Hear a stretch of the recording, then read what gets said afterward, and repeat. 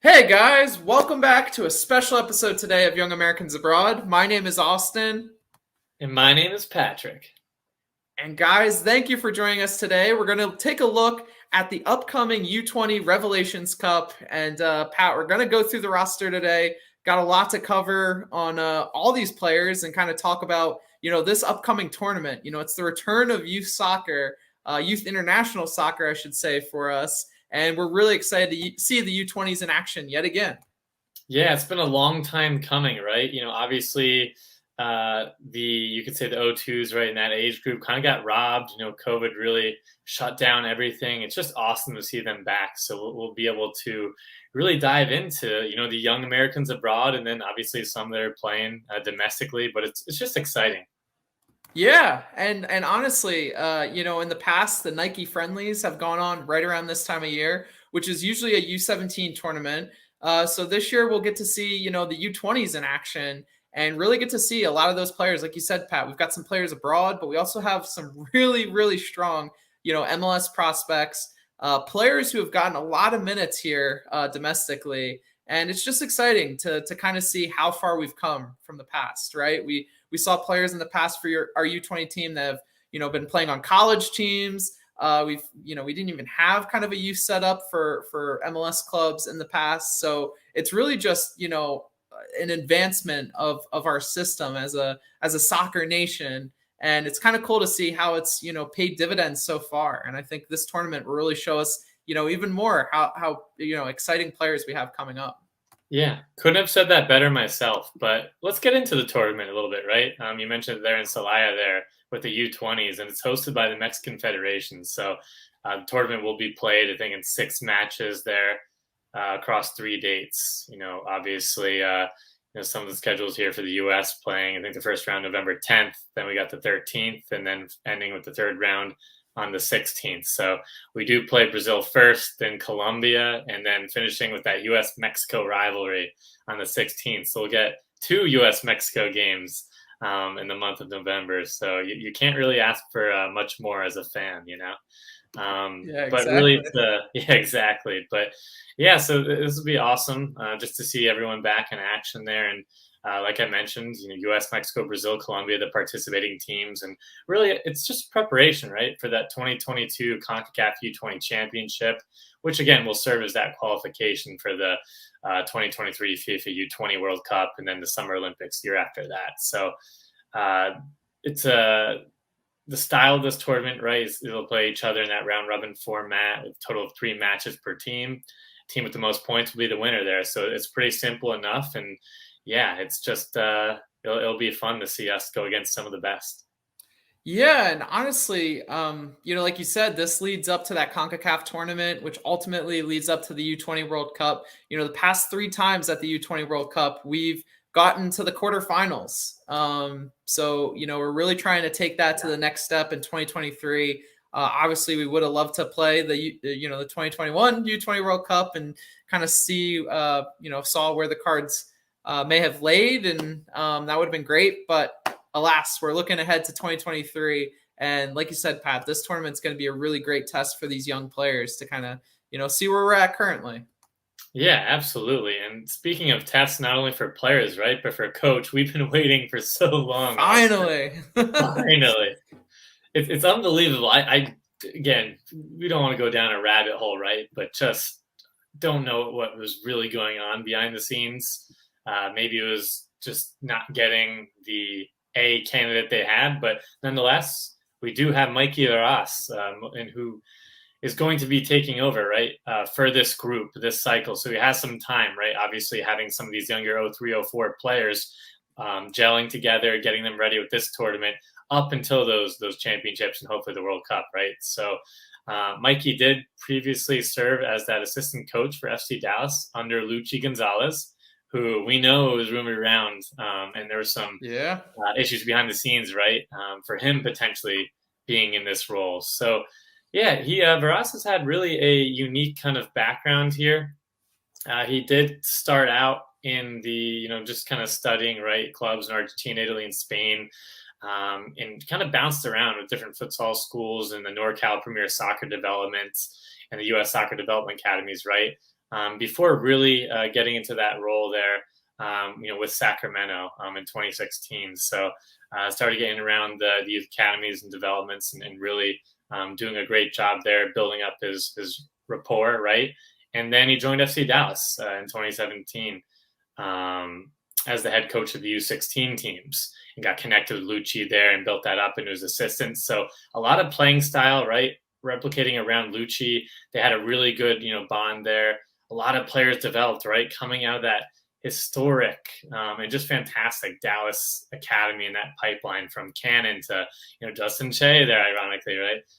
BBB, Brian Reynolds to Paxton, Cervania, Tessman, and even Ferreira and Pepe and more.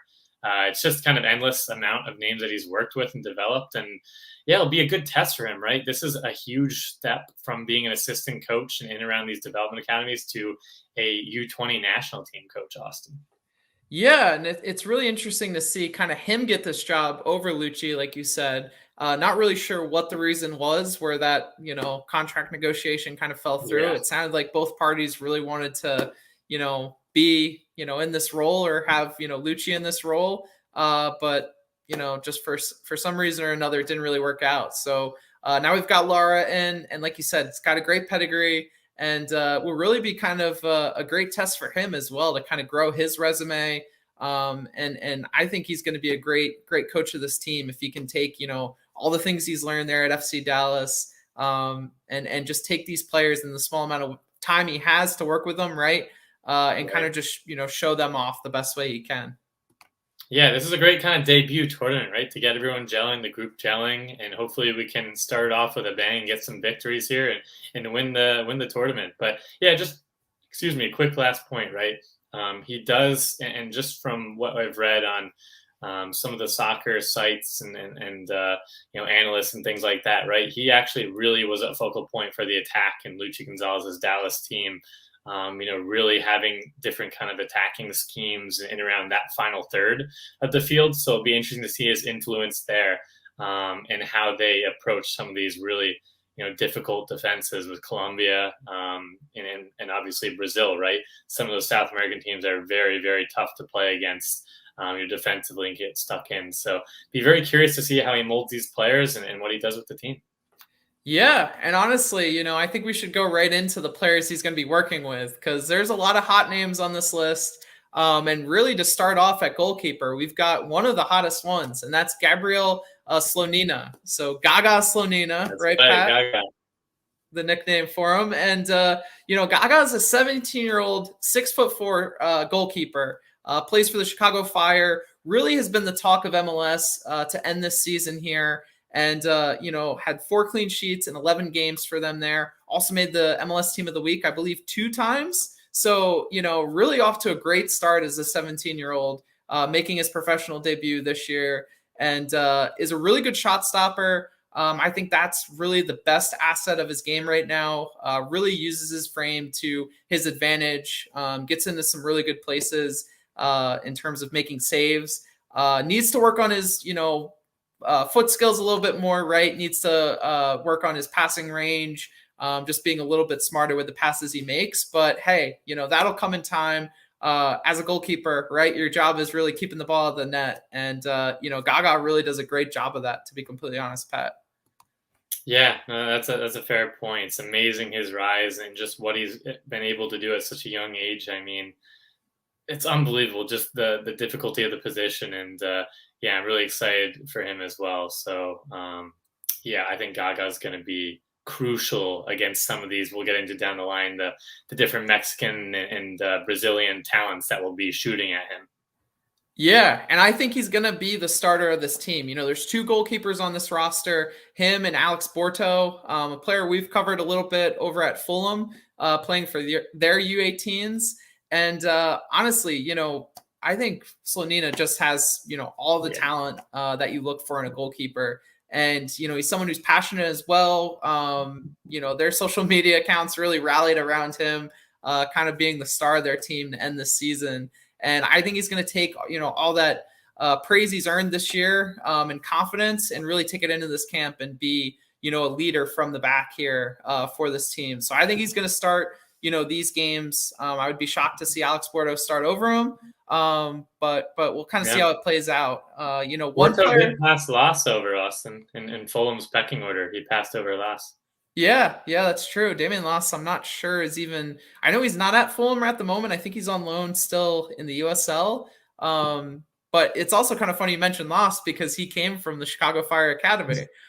So obviously he knows Slonina very well, and he actually knows the other player I was going to say who was kind of left off this roster. If I had to pick a third goalkeeper, I think I'd go with Chris Brady, also from that Chicago Fire Academy, a 2004 player, so a little bit younger than Slonina and even Borto, but really another hot prospect from that Fire Academy, no pun intended.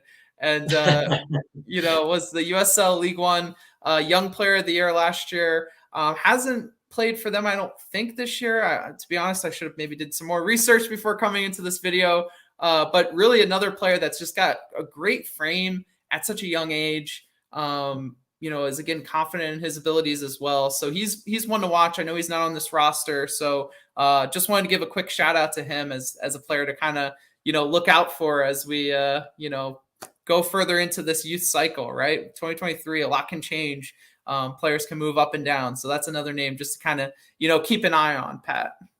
Yeah, I mean goalkeeper talent, right? It's pretty strong for the U.S. and it historically has been. So yeah, plenty of other players that will probably come down the pipeline, but these are not bad options. Yeah, it's good to have depth. I guess that's what we're both trying to say. So to move on to a defender, and this position I think is really going to be the question mark of this group. I know we have one player that we're going to talk about here in a little bit that is not a question mark. He's a legit prospect, someone that we expect to be in and around the full national team, hopefully in a year or so, maybe even before Qatar. I guess we'll have to see how this plays out. But I really think this will be kind of the position group in this camp that we're really going to kind of scrutinize and see who rises up to the level of play that we need, and maybe who doesn't. And that one player that we were talking about earlier is Justin Che. So Justin is a 17-year-old center back, right back. Really has played right back predominantly at FC Dallas this year. Came back from his loan to Bayern around the time of the summer. When that summer started, that summer period, and has gotten 15 games and had 3 assists for them this year. And Pat, he is a legit, all-around prospect at defender. Really strong and athletic player for a 17-year-old. Has really good passing range. And is also not afraid to get forward with the ball as well, whether that's from right back, whether that's as a center back taking the ball up the field.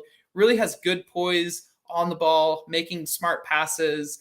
And I honestly think, Pat, he could be the best player on this team. There's a few players I can say that about, and Justin Che is definitely one of those players. Honestly, he was at Bayern on loan. There's talk that he really wants to go back to Bayern, and I honestly think that could happen as early as this winter. I personally think if he was there right now, he could be getting minutes with Bayern's first team. They've just had, such an interesting time this year trying to find players to fit that right back position. They have, young player right now, Stanisic, playing most of their minutes. And I think if Justin Che was playing at Bayern right now or in their academy, I think he'd be getting minutes because Stanisic is not that spectacular of a player. And I really think Justin Che, is the all-around player. Yeah, no, I couldn't agree more. I mean, he is truly elite, and not just hyping him up, right? I mean, he's definitely going to be one that sticks around with all the qualities he has in terms of his sharpness, awareness of the game at this high level. Obviously, the technical and physical abilities, and being able to be a little bit different, right, in terms of center back right to the outside back right back, that he can be a little bit flexible in that regard is what I really meant to say. But yeah, I like him a lot. He's going to be a huge leader here on the back line. Yeah, and the really interesting thing too, Pat, is that he came in, again, off that loan, was an academy player before this summer, so didn't have any MLS minutes. Obviously trained probably with Dallas's first teams at time, before his loan there to Bayern, but really came in the summer, got into that starting lineup and never gave it up. He had some injuries later on in the season, but when he came back, he was put right back into that starting lineup. And I think that says so much about, again, the type of prospect he is, the type of player, again, playing out of his, true natural position at center back, playing right back. I think that just, speaks a lot of, speaks volumes about the level of play he has, and looked good. This wasn't a case where he just played out of pure necessity and they didn't have anyone else to play. He played in that starting lineup and really deserved that starting lineup place. So he's someone to definitely watch in this team. Some other names real quick we want to talk about are Kobe Henry. So a center back on this roster, 17 years old, 6'2", so has really good size. I will say he's a little bit raw.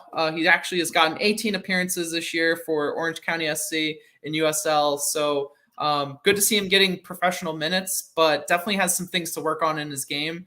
But definitely someone who could, show out well in this, tournament and for this team, and someone that I'll have, somewhat of an eye on in these games. Another player too, who I believe is the youngest player on this team, is Caleb Wiley.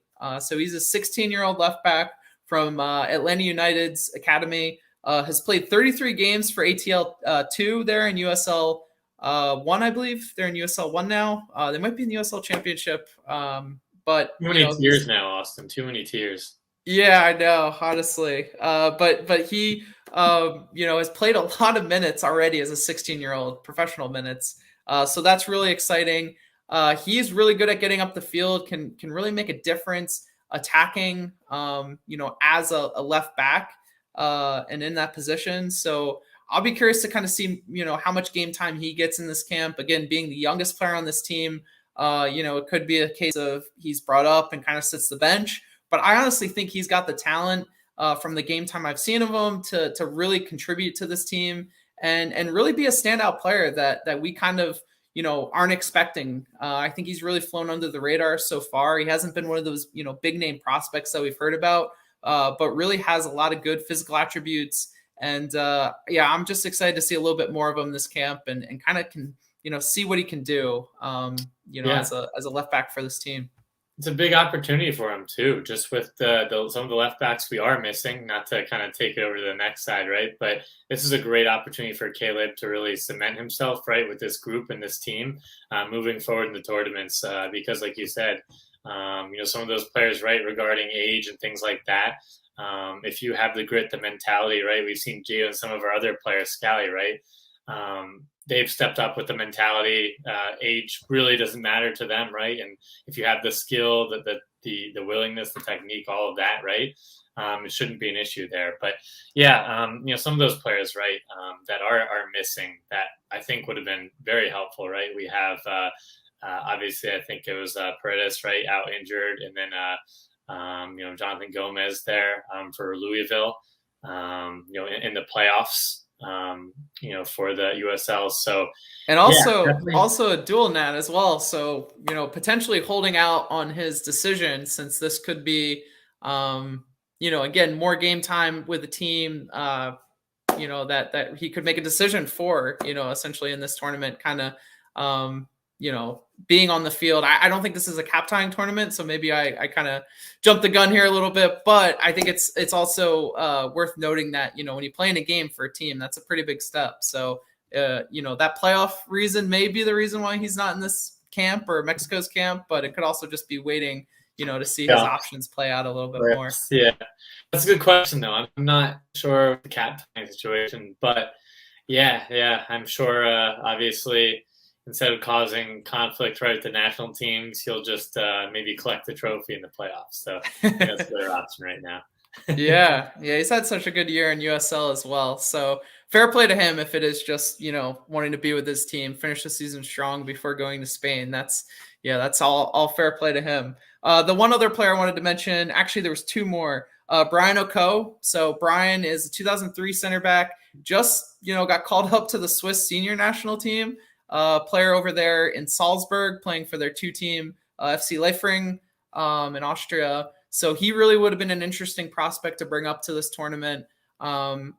honestly, he was the captain of their U20 team or maybe their U17 team. So really highly regarded prospect there in Europe. Would have been nice to see him in this camp since we are a little thin at center back, but unfortunately, it sounds like he's not going to be, playing for the US17 in the future. And then Mauricio Cuevas, so formerly of the LA Galaxy Academy, right now is without a team, looking to move abroad from what we hear.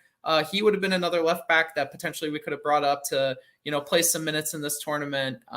But, wasn't on this team. So, we move on now to the midfielders, Pat. And we've got some big time names here, some big prospects. And I really think the first one we've got to talk about is Caden Clark. So Caden Clark, 18-year-old, plays right now for the New York Red Bulls, came from the Barca Residency Academy, also is going to Leipzig this winter. So, he's just a hot name this year. Really started off the season strong in MLS. I think had a handful of goals and assists just in the first 4 or 5 games. And then, slowly as the season went on, kind of cooled off. Actually was on the bench for a period of time, later on in the season, kind of late summer, early fall. But really kind of got back in action a little bit more, in the past month or so, and actually, started their last few games of the season. So I really think the strength of Caden Clark's game is he's really good in and around the final third. He's someone that likes to be in kind of the right situation to take advantage of, scoring goals. He's kind of a poacher from midfield, which is kind of, a unique aspect as a midfielder. But that's something he, really does a good job of, is just being in good positions to score. And he's also a creator, right? He likes to create for other players. He's not going to make too many, long threaded through balls or anything like that. But in and around the box, he's good at finding people's feet. And I think we're going to see more of that throughout his career. So I was really excited to see him on this team. I think he's one of the most polished players we'll have on this team. And, he's got such great potential and great future career path lined up for him, right? Going to Leipzig. Yeah, exactly. I think this will be a huge. I think this is really important for him, Austin. Just with obviously the lack of playing time, right? You could say, and quote unquote cooling off to what everybody was kind of hyped initially, but he does offer, like you said, so much, and just his unique skill sets, and obviously his drive, right, and his mentality you can see on the field, but so much flair and the skill set there, right, to be a huge focal point in this team's attack. But yeah, if he can kind of kickstart, right, and have a really good tournament here, I think that'll just bode so well for his confidence moving forward, especially, like you said, making that move into the Bundesliga. Yeah, and I honestly think he's very similar to Brendan Aronson. I don't think, their playing style necessarily is exactly the same, but I think they're in, similar situations, or he's in a similar situation to Brendan Aronson, where, the New York Red Bulls was playing Caden Clark really centrally. He played in that kind of 8-10 role, right? Was asked to get back a little bit, but also was, primarily focused on getting forward and, being that creator for this team at times, just like Brendan Aronson was for the Philadelphia Union. Aronson went over to Salzburg and now is being played a little bit further outside, on the left wing, also on the right wing at times. That's really opened up some space for him to create a little bit more, take on players one-on-one. And I feel like it's just kind of unlocked something inside him to be more of that, dynamic player that really likes to press players. Again, also likes to take players on the dribble. That's not something we really saw of him at the Union.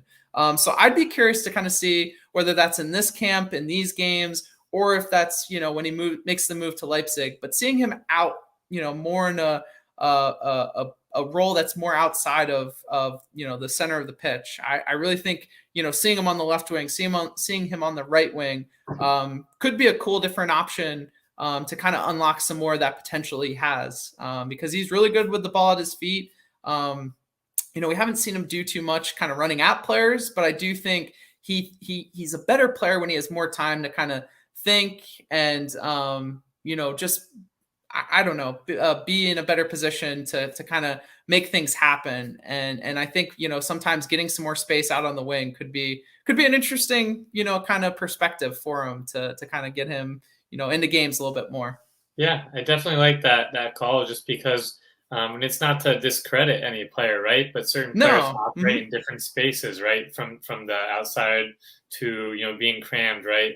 In different systems and tactics. So I think that'd be a unique option just to help springboard and generate some chances. And again, it'd be interesting to see how Varas lines up this team and where he kind of fits in and where his future goes, right?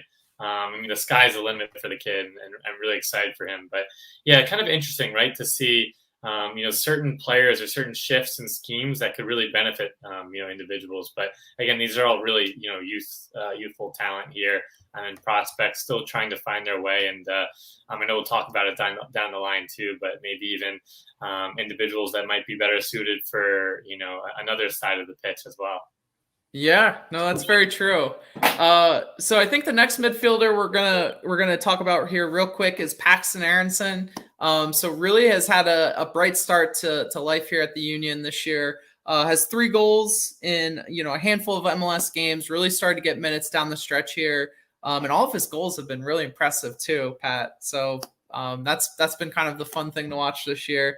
18 years old, obviously Brendan Aronson's brother, right? So that's I feel like the big storyline with him that everyone has to talk about. But really is a good player in his own right, Pat. He's someone that can create for other players, but also is not afraid to shoot when he gets in good positions. I feel like he really is good, getting into that final third of the pitch. And also Pat, I know you were able to watch him in person there in Orlando when you went to a game. So, what's your scouting report on Paxton Aronson? Yeah, no, I liked him. I thought he had this kind of youthful exuberance, right? Just seeing him warm up with the players and just kind of messing with the older ones, kind of nagging them as they're doing training. So that was kind of cool. My friend has Orlando City season tickets, so it's cool to go to some of those games. And ironically, he was there along with some of the other Union players, right, in prospects. I mean, obviously from up there before. So the first MLS team I really liked, but nonetheless, right, back to Paxton, where he just obviously he's a little, a smaller guy, really young, right? But just kind of getting knocked off a little bit still. But you can see he's improving, with his shiftiness and being clever with how to shield off players and aware of those tight spaces and being closed down in those situations. But yeah, Austin, like you said, I mean, I think he scored 3 goals, right, in less than like 600, 500 MLS minutes so far. So he is taking his chances, maybe not starting as much, but still really young, has a lot of time to mold and develop and gel with the team. But he just offers this another level, the switcher gear you can see in some of the plays and the highlights, right, where he'll just pull a wonder goal out of nowhere or thin air, it seems like, right? And nothing's really being created, but he's able to kind of, beat a few defenders there with 1v1s and just find himself in great spots. And like you said, he's not afraid to launch the ball into the back of the net. So I'm kind of intrigued by him, and I don't want to be too, optimistic and say he's going to be, Aaron's Brendan or better, but he's got a really bright future, especially with Jim and Philly and that whole system. They've done a great job. You could almost argue maybe right below Dallas there. Yeah, and you also had an interesting thing you said to me off camera that Brendan Aronson said about him. Do you want Oh to tell us yeah, what that is? yeah. I think in an interview, I have to go back and see which one, but Brenda did mention that Paxton was the better finisher, right, or scorer. So I thought that was kind of unique. That he mentioned that he really, has a knack for putting the ball in the back of the net there. Yeah, and it truly shows, this year, like we talked about, he's scored some great goals for the Union. So hope to see some more goals in this tournament. And I'm kind of curious to see how we deploy this midfield. If we do it the old Greg Berhalter way, right? Kind of keep everything consistent throughout our entire setup. We'll play with those dual tens. So maybe we'll see Caden Clark and Paxton Aronson. Maybe we'll see some other players that are on this roster in that, in those 2-10 positions. But yeah, really curious to see more of him in this tournament.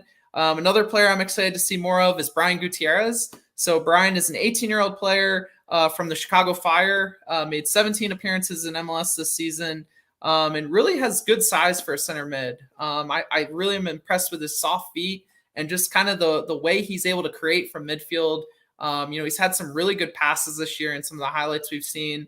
also just is a very confident player. I think he's able to receive the ball in the half turn really well for a player of his age, and just kind of turn and make things happen going upfield. He's not afraid to receive the ball in kind of tight situations, and again create from those tight situations. So I'm really excited about him. I know he's listed as a forward on this roster, so maybe we'll see him further up the pitch. I kind of like him as maybe a box-to-box midfielder in the future. I know he doesn't, defend as well as maybe he should, if he was playing in a position like that. But I do think he can, provide some defensive ability, but then also get forward and kind of, again, create on the break, get out get out in transition, so to speak. And I kind of like him, and he's going to be someone I'm going to watch in this tournament as well. Another player is Diego Luna. So if you haven't seen him, this dude is honestly, I said this to you off camera, Pat. He's honestly a fire hydrant. He's such a small, thick player. Let's call it like we see it, right? And like just has Shaqiri. A great low. Like a Shaqiri. He's Shaqiri-esque. That's a great comparison. Has 31 appearances in USL this year for El Paso Locomotive. 9 goals, 5 assists. So really has been able to produce as an 18-year-old there in USL. And, again, former Barca residency academy player, just like Caden Clark was. And, there's so much to like with Diego Luna. Again, he's physically impressive for that age, even though he's, a shorter player in stature, but just is really confident, likes to take players on the dribble, has just, that exuberance, that passion that you like to see soccer players play with. And I'm going to be curious to, again, see how we use him in this camp. He's a player that can kind of do a lot of different things. He's a player that really likes to, press and just kind of be a menace when he's on the field and get around the field and, look to win the ball back and attack right away. And again, go out players. He likes to take players on. So I'm excited to see more of him this camp. Yeah, and I think what he's had, I think he said 9 goals and 5 assists for El Paso. So he's putting up some numbers and has really been a revelation there.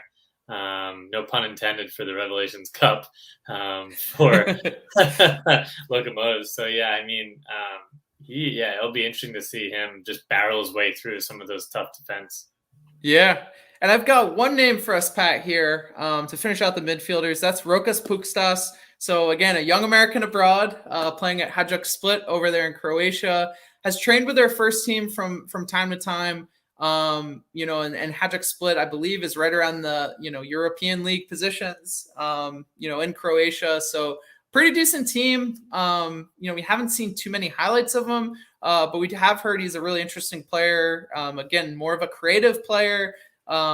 Someone that likes to play, I think, a little bit higher up the pitch. And again, I think we're going to mention him here just because we want to see more of him. We've heard a lot about him. We think, or we've heard people say that he can be, make a difference in this youth setup and kind of be a star youth player for the USMNT. So I think both of us are just really curious to see more of him in this tournament. Yeah, I think so too. A little bit, from my end, a little bit unknown, and I definitely have to do a little bit more research from my end. But yeah, it'll be interesting to see. I think he's a player, right, that's kind of that dark horse who could really break out and make a name for himself and just continue to raise his stock with all the, tangibles and qualities that he has. Yeah, and kind of like Johnny from Brazil, right? An international. I feel like he's a player that kind of flew under the radar, not having the best of time right now, but when we first heard about him, wasn't able to really watch much of him just because, he hadn't broken into that first team yet. And, then when he played with the U17's, I think at the Nike friendlies, we were able to see a little bit of him. Obviously saw more of him with the U23's and, some full national team games or camps, I should say. So, yeah, I feel like he's kind of in that frame of mind or, he's that type of player, that player that we want to see a little bit more of in a tournament like this. So to go through some of the omissions real quick, Pat, no Kevin Paredes, who, potentially if he wanted to play in midfield or, if we thought he could play in midfield, it would have been cool to see him. He's out injured. We also have no Brian Kao. So, playing right now in the 3 Liga on loan from Wolfsburg in Germany. Hasn't had That's tough. Yeah, hasn't had such a great year. Obviously, that league is, it's tough to kind of stand out in a league like that. So hoping for the best for Brian as the season goes on. No Moses Nyman as well, so he's out injured. A player who's really calm, comfortable on the ball, and I think has had a pretty good year in MLS this year. Hasn't maybe had as much game time down the stretch as I think we would have wanted him to have, but hopefully we get to see him in the future. Just turned 18, so maybe he goes abroad here at some point, but we won't see him in this camp, and it's a shame, right? Injuries happen, so Yep. That's kind of how we shake out, unfortunately. Yeah, it's tough, and that's an interesting player too, right? That we've known and familiar with I'm in the circles, but I think a concern, I guess, just from my end, the concern is, he is still young, right? Being 18, just turning, but he still, I guess, hasn't really grown in terms of kind of the stature and just physicality and adapting there. As he kind of rises up, right, to the levels I think where we want him to be. So there's something to look out for in terms of being able to battle some of the physicality there, and just having that lower center of gravity, and fighting off some of those players in those different situations. So just something to keep your eyes on. Yeah, for sure. And I think the great part about his game is that he doesn't need size to really stand out and be a really influential player on the game, right? He's someone who's really smooth with the ball at his feet. Again, kind of like Gianluca Busio, right? Makes good decisions, likes to play a little bit slower maybe than some other players we're used to seeing. And I feel like he's more of kind of a refined creator, right? Someone who kind of sits back and uses his passing range to kind of influence games and really I feel like that's the type of player Moses Nyman is. So Strive to be a Pirlo, Austin. Strive to be a Pirlo. Yeah, we always need Pirlos, right? We have too many Jackson Ewells, so we need some more Pirlos in the pool. So with that, we're going to go on to our attackers here, and not too many names to mention, but I feel like the names we have here are some heavy hitters. And I'll start out with, again, one of the best players on this roster, and that's Cade Cowell. So Cade Cowell, is really, I should say, again, another player who started out MLS really playing well. Had a good amount of goals and assists to start the season. Just like Caden Clark, really looked like he was going to be again one of the best players in MLS this year. And then kind of cooled off towards the middle part of the season. But I think he had a good year overall. He got so much playing time as an 18-year-old this year. Is such a physically imposing player, and is always a handful when he's on the pitch. He doesn't have the cleanest of touches, right? Still working to, get better at that. But, he's able to use his speed so well. He's able to use his body size so well, as an attacker, that I think all those other things will come. And we've seen some really phenomenal, plays with the ball at his feet. The goal this past weekend, for example, was a really good example of that. Him just, beating players in the box and having that patience to take, the correct shot when it presented itself. And then also just, taking the ball by players. We also had the assist early in the year, the outside of the foot assist all the way up the field, which was really, really nice. So we know he has, the ability to, the technical ability, I should say, to kind of influence games along with that physical, aspect of his game. In this camp, he's definitely going to be an attacker for this team. So I'm curious to kind of see how he can use that size to create goals, create for his other teammates, up the field a little bit more, and also get out on the break, right? He really likes to get out on the break and, blow by players with that speed that he has. I think long-term, and Pat, we could get into it a little bit here. Don't want to belabor the point, but I really think he's the closest thing we have to, Alphonso Davies in terms of an MLS prospect that's just so physically talented over, other prospects. I honestly think, it wouldn't be a horrible idea if he went the same Davies route, transferring over to playing as an outside back, using that physical ability to influence games. I don't know. It's just something to keep an eye on for the future. Very interesting, Austin. And I know we were talking off camera before, right? But that's kind of an awesome shout, and definitely not a bad place to strive for at all, right? We know what Davies is and is just going to become. It's fantastic, and he does have that unique skill set of being able to bomb forward, kind of that modern, again, that fullback or those outside wing backs that we see in today's game. And he could play that very, very well down the line, and be able to do that at a very high level. I mean, I don't want to make this generalization or comparison, right? But to say some of the outside backs, right, that have that flair and that attacking skill, maybe aren't quite the top tier players as they would be playing in those wingers, that we're seeing, like compared to some of your other right elite footballers that you think of at big clubs. So being on the outside back, being able to help out on the attack and counter, I think is something.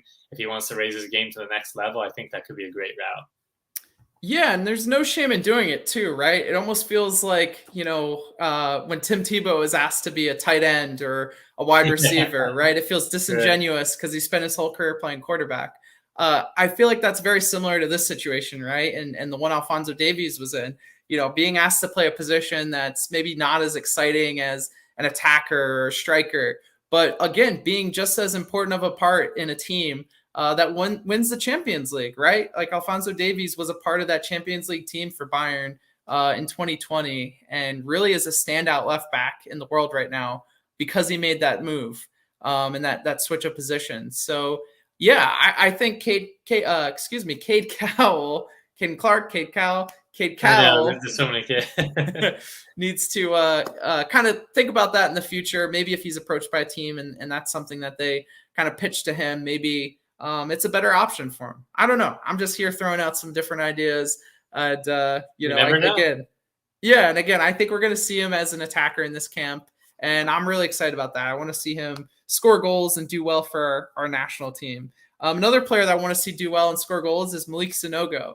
So, again, a 2004 player on this team. I believe he's a quadnat, try or quadnat. He can also play for the Cote d'Ivoire national team or the German national team, excuse me. So really cool to see him in this camp because I know Germany's been in talks with him, right? Germany's really interested in having him be a part of their youth setup. So if you don't know, he's a really highly rated prospect in the Union Berlin Academy, scored, a boatload of goals for their U17 team, has even trained with their first team. And honestly, Pat, I wouldn't be shocked to hear or see if he makes his debut this season, maybe in the winter, maybe in the spring after the season's kind of wrapped up. I just think he's that good of a prospect and a player that they really want to kind of show off. And there is a lot to show off. He's kind of an all-around striker.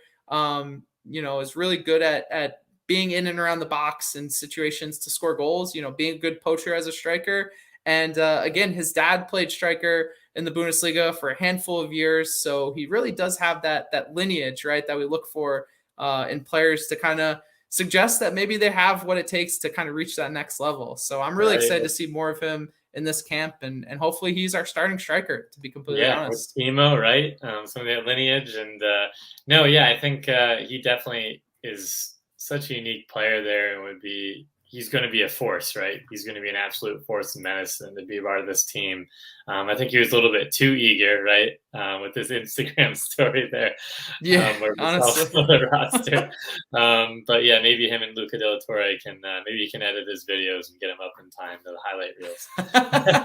No, but all jokes aside, I think Malik is going to be a huge influential piece of this team and what he can bring with his physicality, his presence there, that brute force and being so skillful there up top. Just imagine, I'm just picturing it now, with the Cades, right? And just, bombing up the flank there, having those combinations and that influence that we'll see hopefully with Lucci's system and how he does there. I'll be really curious to see how that plays out. But yeah, he's at a really good place, not to harp on it too much, like you said, with Union Berlin and what they're doing there in the Bundesliga and where they've come from the last few years is pretty impressive. And I think that'd be a great goal to get him, some more minutes and get that debut in the second half of the season there. Yeah, very true. Union Berlin's really punching kind of above their weight right now. I believe they're in 8th place in the Bundesliga.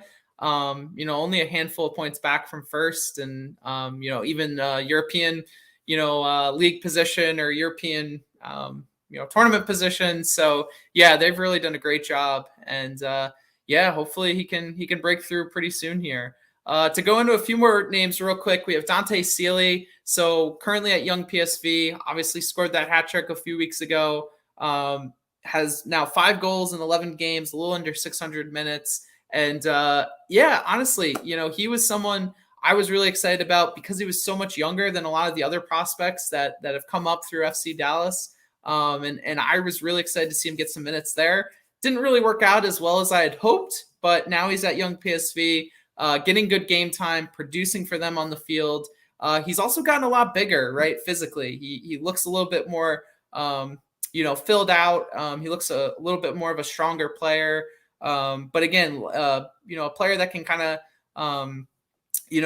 make good runs into the box, is really kind of a winger, but also can play in midfield.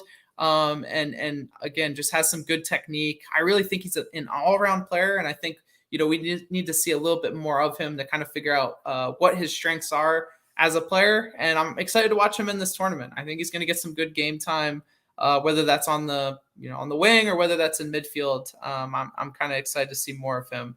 The last player I want to mention in this group, and again, a player that like Caleb Wiley is kind of flying under the radar.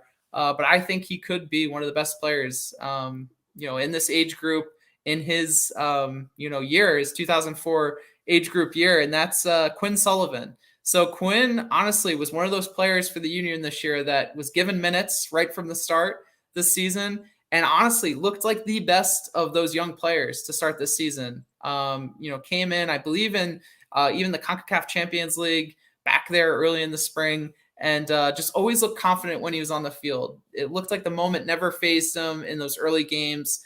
Even as the season wore on, he looked like he thought he belonged on the field, really played like that, and actually got, the most game time out of all those young players. Had 21 games under his belt, 2 goals, 1 assist, and is just a player that is a little bit younger than those other players and just has a lot of different qualities, right? He's a player that is again good at poaching, getting in and around the box, combining. He's got really good technique, and we've seen that on some of the goals he's scored.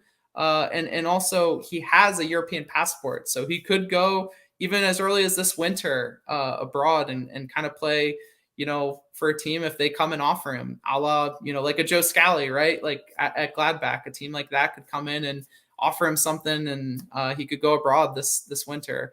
Actually trained with Dortmund as well. So yeah, Pat, I'm really excited about his prospects, and as a striker as well, someone who can score goals for us, get into good positions.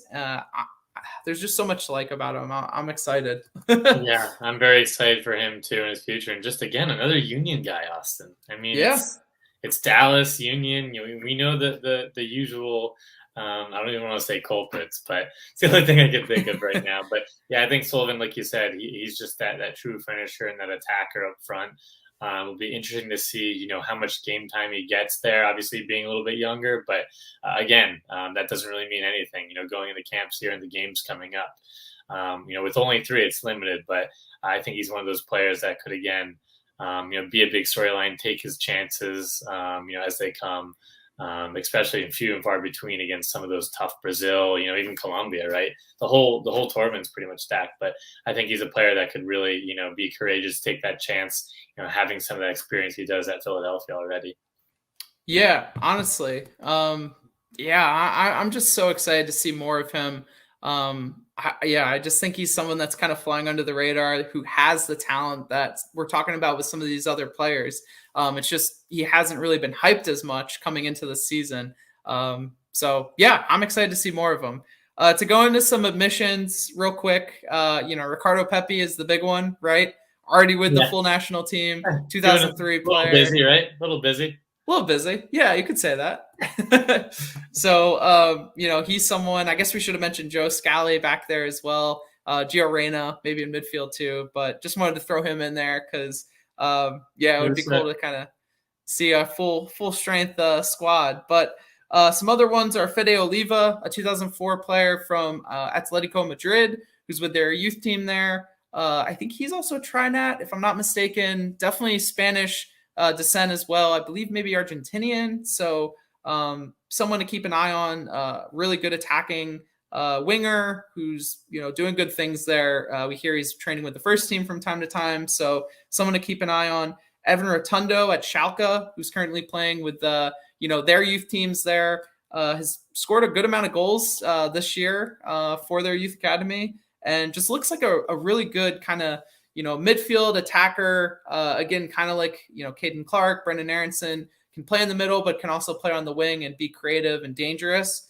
So he's someone to watch out for who's not on this roster. And then Kyle Avre, he's a player from Lille's academy. Actually plays with the French, youth teams there. But is from, I think, Kansas City. He was born in, or has an American heritage in some way or another, and can play for us. But right now is in France, and he's a pretty small player, but really crafty and really good finesse player, so to speak, and attacker. So just a few names for our fans here, Pat, to kind of keep an eye on that weren't in this team. Oh yeah. Yeah, no, definitely.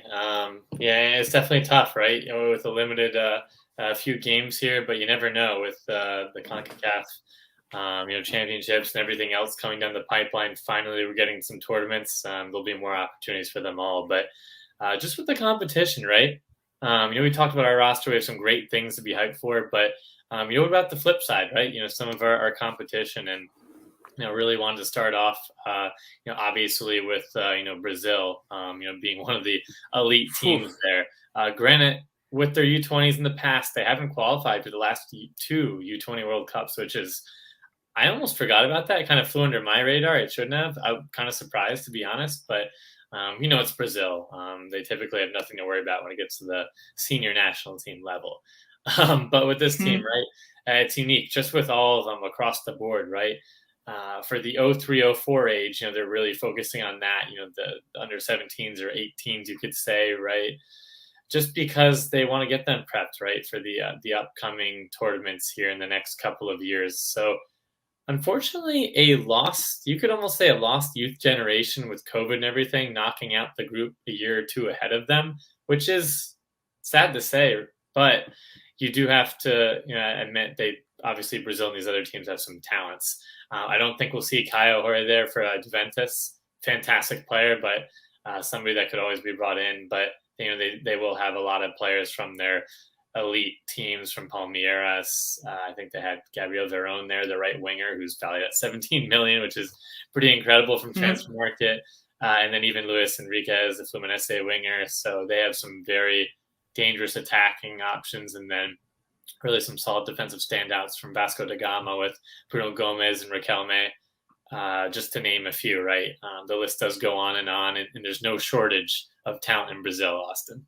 Yeah, definitely not. That's one soccer nation that, definitely has a deep pipeline and history, and will provide us with some good opportunities, right? This is the type of team that we want to take on at these tournaments, see kind of where we stack up, and again, get some more players on our side exposure against some of these other players that are the top prospects in the world, to kind of see where they need to be, going forward. So, what about Mexico? Mexico's a fun team.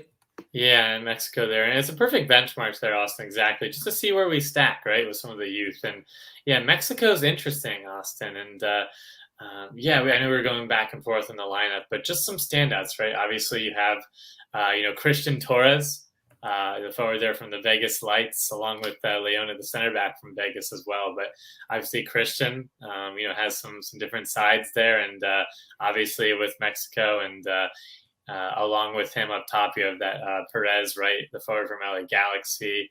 And then really the player I think we're all talking about from Mexico's standpoint, U20, with Marcelo Flores there, the Arsenal U18 attacking mid.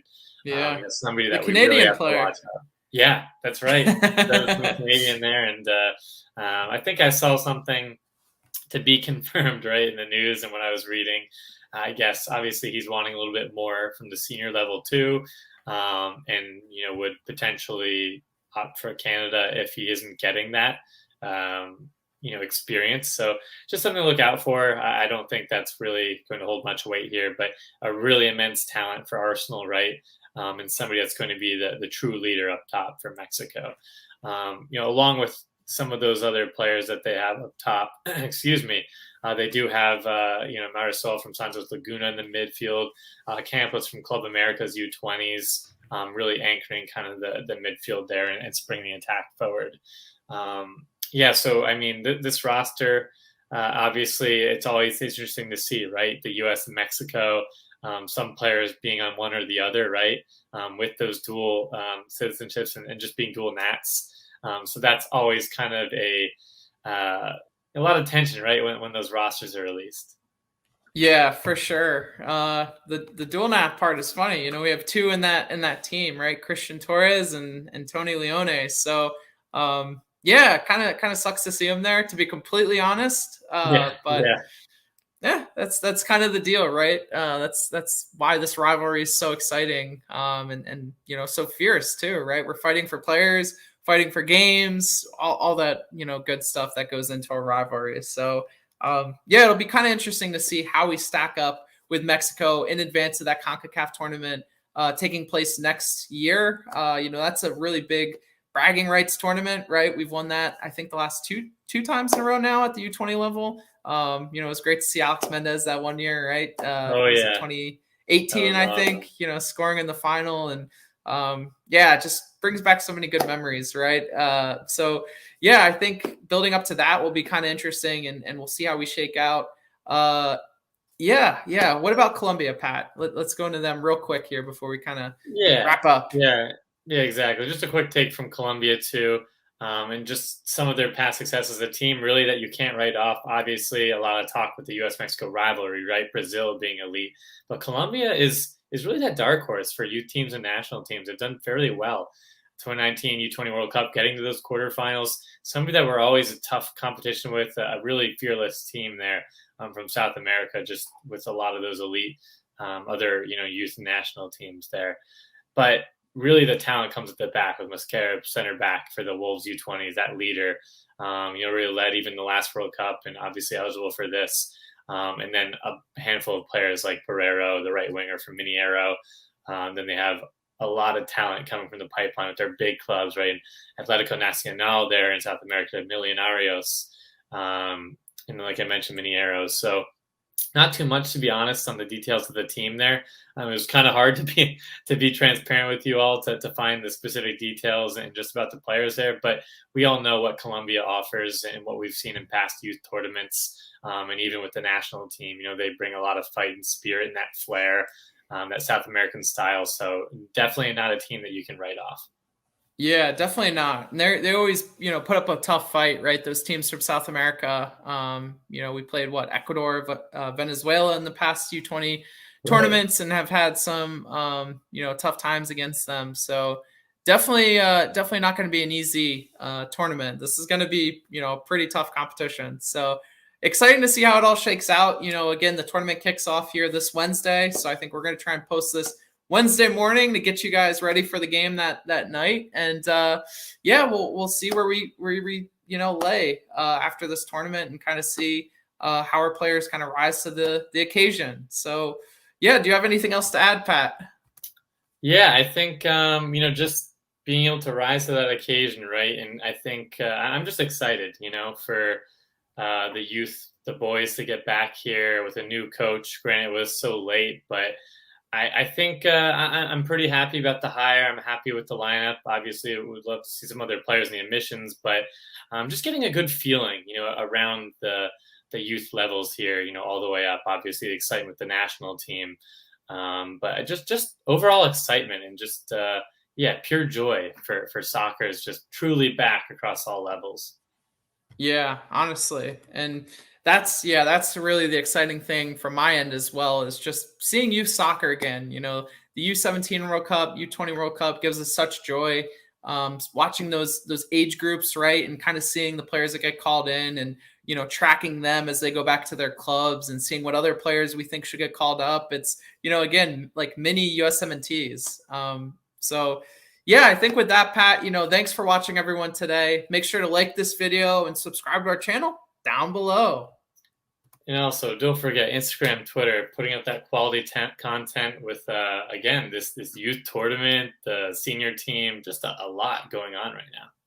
Yeah, there's really so much. The big game against Mexico on Friday. That's what this whole World Cup qualifying cycle has been building to. So we're really excited about that. And we're going to be doing a live stream on Friday before the game. So make sure to check that out. Probably about an hour before the game, right, Pat? Maybe around 8 o'clock or so. I think the game is actually going to start around 9. So yeah, definitely. I want to get hyped with you all. We love those pre-games, right? And just again, when the lineup comes out, we'll go into that too. But some of the important factors or keys to success, squashing any fears, right? Going in confident, knowing that we will hopefully beat Mexico and remain the kings of CONCACAF. Hey, I want all optimism, Pat. I don't want that little bit of pessimism in there. Maybe. Nah, there's no maybe in this house. That's right. I'm being too careful with my words. So exciting week ahead. And thanks for watching today, guys. And that leaves us with one thing left to say, and that is one day we will win the World Cup.